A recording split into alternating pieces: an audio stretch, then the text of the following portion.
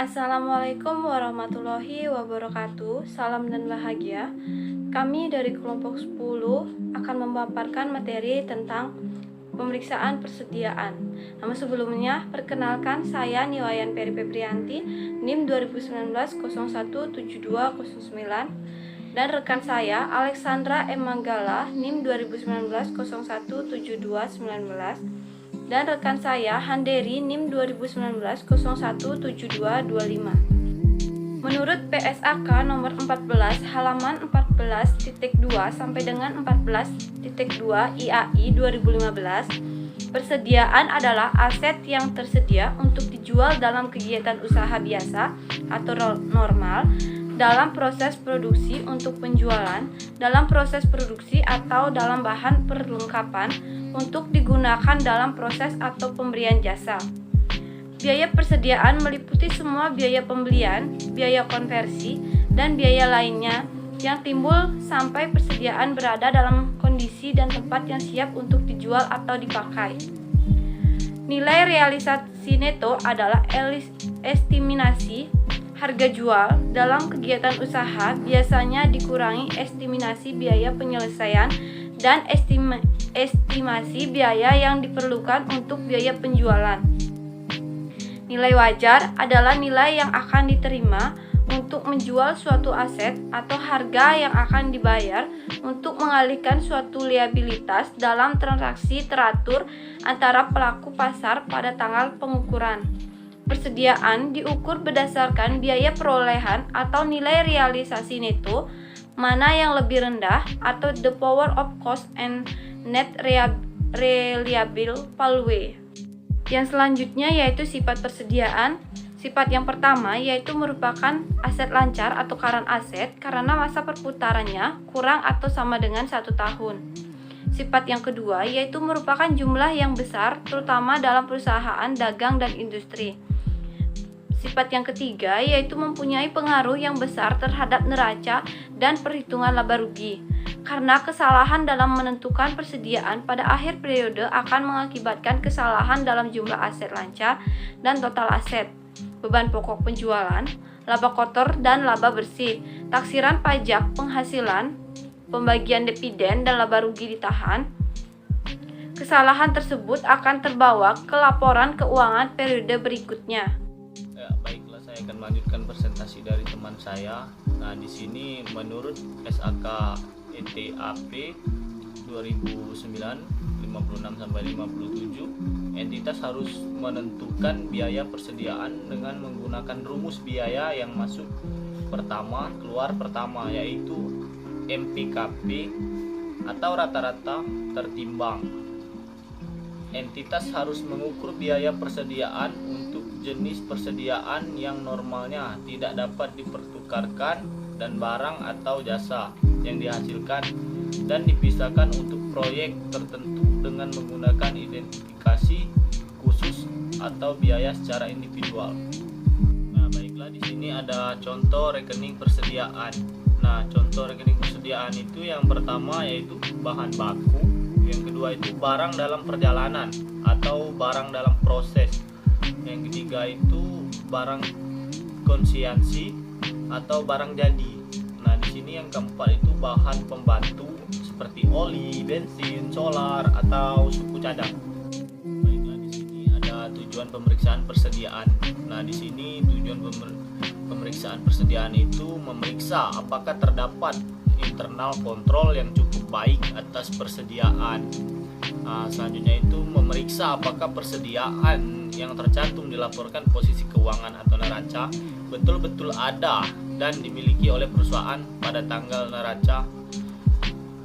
Nah, yaitu yang selanjutnya itu memeriksa apakah metode penilaian persediaan sesuai dengan standar akuntansi keuangan di Indonesia. Yang selanjutnya itu memeriksa apakah sistem pencatatan persediaan sesuai dengan standar akuntansi keuangan Indonesia. Ya, di sini masih tujuan pemeriksaan persediaan, yaitu memeriksa apakah terhadap barang-barang yang rusak, bergerak lambat, dan ketinggalan mode sudah dibuatkan allowance yang cukup. Yaitu selanjutnya itu memeriksa transaksi yang menyangkut pembelian dan penjualan persediaan seluruhnya sudah dicatat.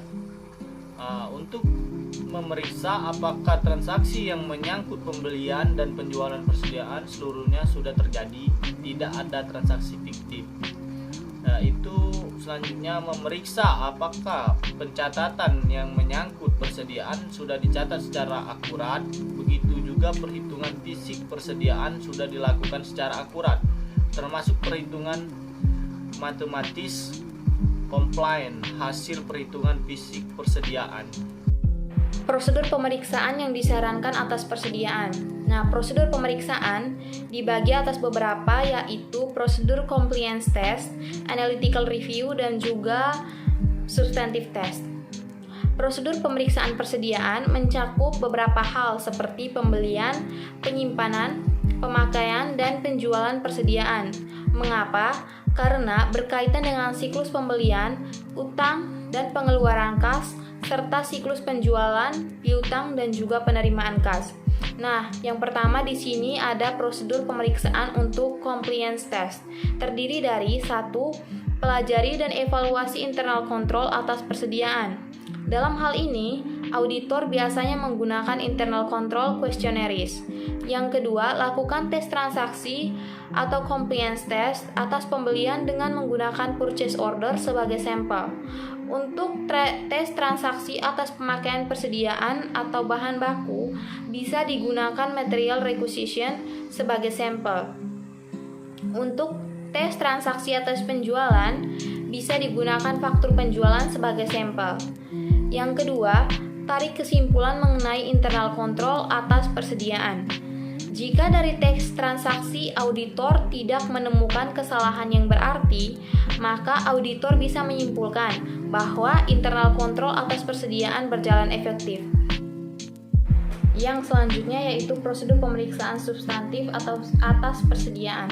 Terdiri dari yang pertama, lakukan observasi atas perhitungan fisik atau stok opname yang dilakukan perusahaan atau klien. Nah, stok opname dilakukan terutama untuk persediaan yang berada di gudang perusahaan.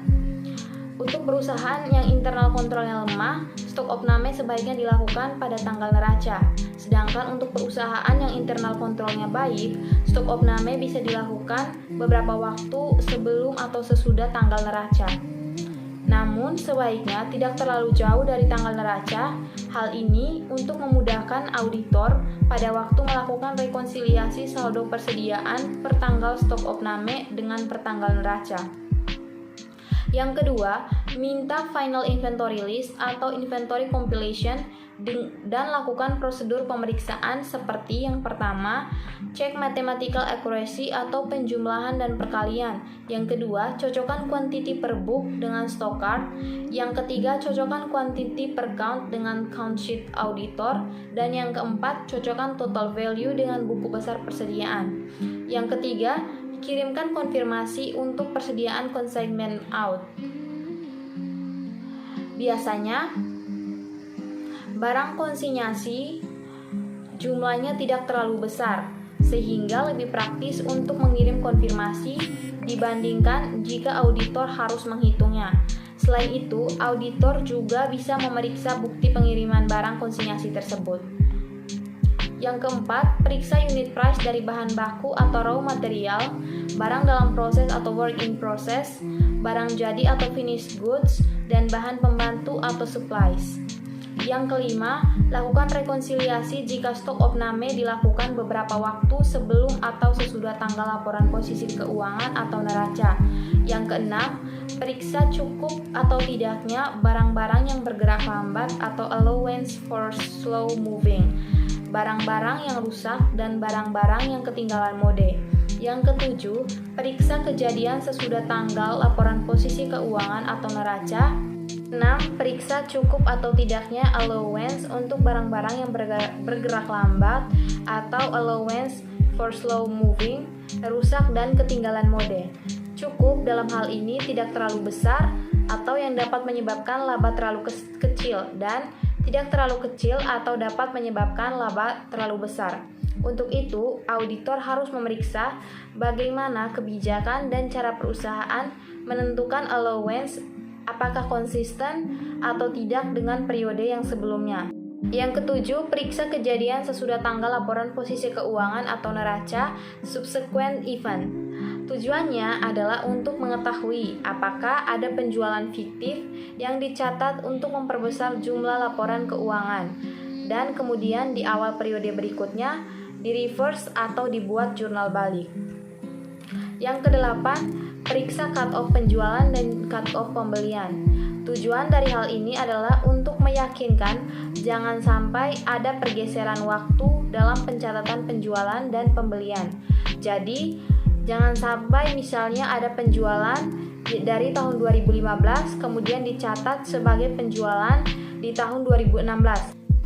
9. Periksa jawaban konfirmasi dari pihak bank, loan agreement atau perjanjian kredit, note to land rapat atau minutes of meeting. Nah, tujuan dari hal ini adalah untuk mengetahui apakah ada persediaan yang dijadikan sebagai barang jaminan atas kredit yang diperoleh perusahaan dari pihak ketiga. Jika ada, tentunya akan disebutkan dalam jawaban konfirmasi bank, perjanjian kredit dan juga note to land rapat. Dan jika ada persediaan yang dijaminkan, maka hal tersebut harus dijelaskan dalam pencatatan atas laporan keuangan. Lalu yang ke-10, periksa apakah ada sales atau purchase commitment per tanggal laporan posisi keuangan atau neraca.